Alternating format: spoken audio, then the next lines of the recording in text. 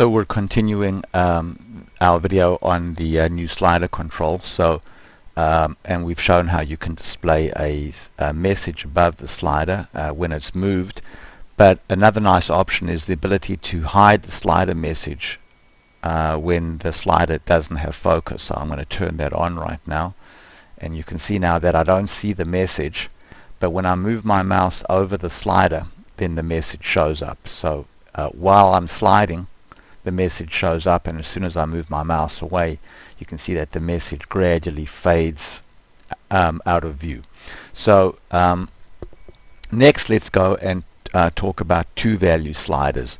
So I'm going to go now and let's put another slider control over here, and I'll call this one, say, S2. So here's my second slider, and I'm going to go now and I'm going to make this a two value slider.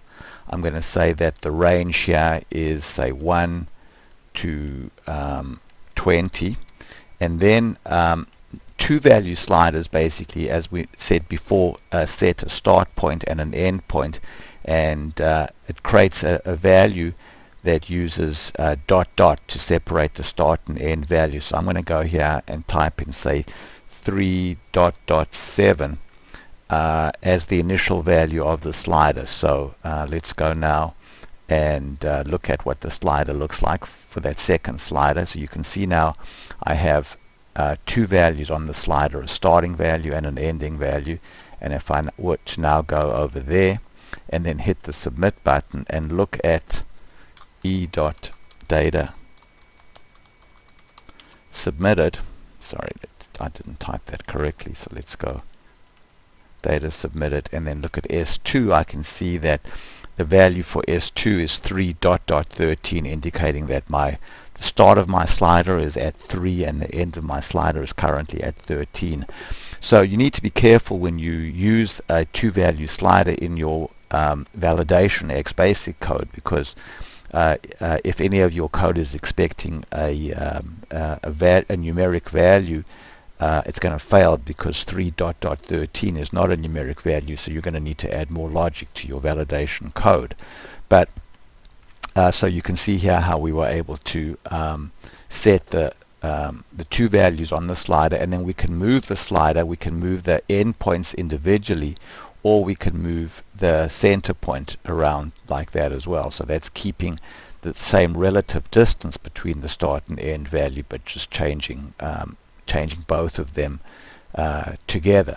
So now let's go back and look at the message again. So if we go and say show the message and then now edit the message, you can see that in the placeholder list now we have a placeholder called value start and one called value end. So I'll say value range is, and then go there and say there to, and then go there and say end. So click OK now, and then go back to working preview, and you can see now that there's the slider message being updated as I move those two values around.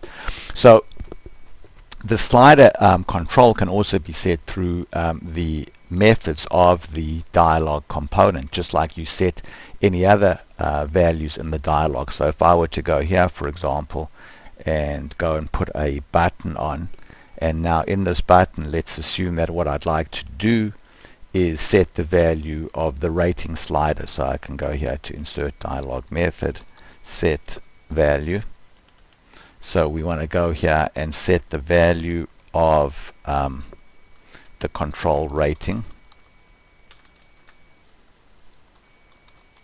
and we want to set the value here to, say, 4, and then hit the save button.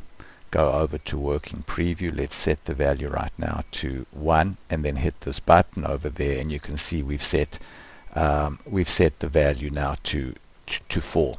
So using XBasic automation, we can set the value of the slider, we can read the value of the slider as well, so we can use the get value and the set value method as well.